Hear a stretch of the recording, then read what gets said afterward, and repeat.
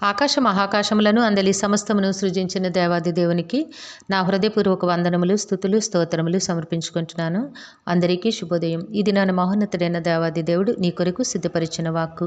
మొదటి కావలిని రెండవ కావలిని దాటి పట్టణమునకు పోవు ఇనుప గవిని యొద్దకు వచ్చినప్పుడు దానంతట అదే వారికి తరుచుకొనెను. వారు బయలుదేరి యొక్క వీధి దాటిన వెంటనే దూత అతనిని విడిచిపోయెను. దేవుని నామమునకు మహిమ కలుగునుగాక. ఈ మాటలు అపొస్తలుల కార్యములు 12వ అధ్యాయము 10వ వచనములో వ్రాయబడి ఉన్నవండి. ప్రియమైన నేస్తమా, నీ దేవాది దేవుడి దినాన తన వాక్కును నీకు చాలా అద్భుతముగా ప్రకటన చేస్తూ ఉన్నారు. నీ పక్షమున దేవుడు ఎప్పుడు ఉంటారు, ఎప్పటి వరకు దేవుడు నీతో ఉంటారు, నీకు ఇట్టి సంగతులను గురించి ఆయన తెలియపరుస్తూ ఉన్నారు. ఏమిటి అనగా, పేతురుని చెరసాలలో వేసినప్పుడు, చెరసాలలో బందీగా ఉండినప్పుడు దేవుడు తన దూతను పంపించి ఆ సంకెళ్లను విడదీసి ఆ సంకెళ్లను అక్కడ పాడవేసి పేతురుని బయటికి తీసుకొని వచ్చినట్లుగా గ్రంథము తెలియజేస్తూ ఉంది. బయటకు వచ్చిన తరువాత వాళ్ళందరినీ కూడా మొదటి కావలివాడిని రెండవ కావలివాడిని దాటి పట్టణమునకు వెళ్ళిపోయే ఆ ఇనుప గవిని యొద్దకు వచ్చినప్పుడు ఏం జరిగింది అంటే, దానంతట అదే వారికి తెరుచుకొనెను. ఆ తలుపులు తెరుచుకునే విధానము దేవుని యొక్క శక్తి పరిపూర్ణుడైన దేవాది దేవుడు నీ పక్షాన ఉన్నారు నేస్తమా. ఆయన నీ చేయి పట్టుకుంటే నీ బ్రతుకు ఇక ఆనందమయమే.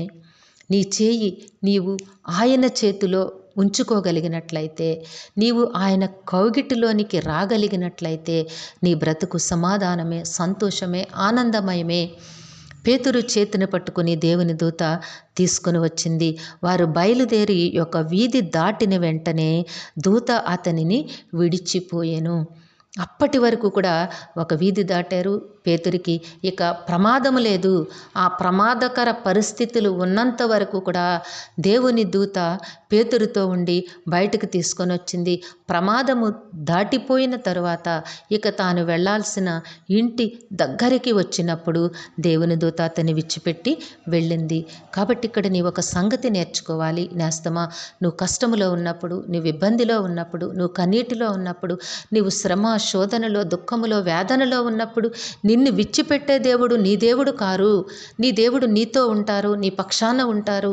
ఆయన నీ చేయి పట్టుకొని నిన్ను నడిపిస్తారు. కాబట్టి నీవు ఆయన సహవాసమును కోరుకున్నట్లయితే, ఆయన ప్రేమ కలిగిన కౌగిటిలో నీవు బ్రతకాలి అనుకుంటే, ఆయన సహాయమును నీవు హృదయపూర్వకముగా ఆశించినట్లయితే దేవుడు తప్పకుండా నీ బ్రతుకులో ఉన్నతమైన కార్యములనే జరిగిస్తారు. కష్టములో చేయి విడిచిపెట్టే దేవుడు నీ దేవుడు కారు.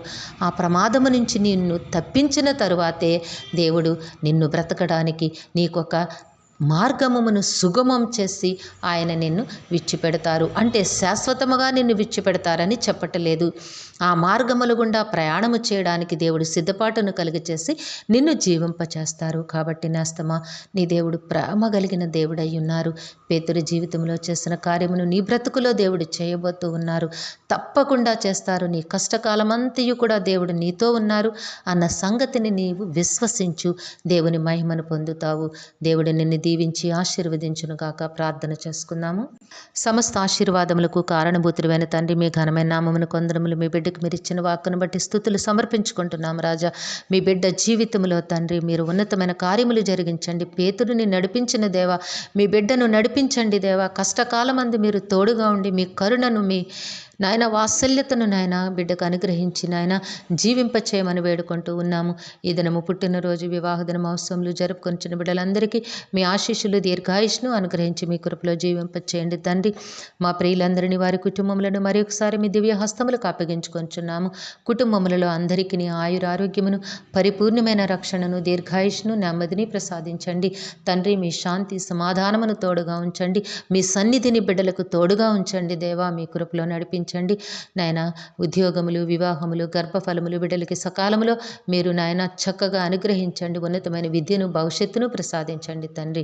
మా ప్రియులు చేస్తున్న పనిపాట్లలో, ఉద్యోగాలలో నాయన తండ్రి వ్యాపారములలో మీ వాత్సల్యతను అనుగ్రహించి బిడ్డల కష్టమునకు తగిన ఫలములు దయచేయండి. కుటుంబములలో మీ శాంతిని సమాధానమునివ్వండి దేవా. ఆరోగ్యమునివ్వండి తండ్రి. ఆనందమునివ్వండి నాయన. మీ కృప కవిగిటిలో భద్రపరిచి నాయన బిడ్డలందరినీ జీవింపచేయమని సమస్తమును మీ దివ్య హస్తములకు అప్పగించుకుంటూ ఈ ప్రార్థన మా రక్షకుడును మీ ప్రియకుమారుడైన యేసుక్రీస్తు వారి అతి శ్రేష్టమైన నామమున అడిగి వేడుకొనిచున్నాము తండ్రి. ఆమెన్. జీవాధిపతి అయిన దేవుడు మీ కుటుంబ జీవితంలో ఉన్నతమైన ఆశీర్వాదములు అనుగ్రహించి మిమ్మును ఆయన నామ మహిమ కొరకు జీవింపచేయునుగాక. ఆమెన్. ఆమెన్. ఆమెన్.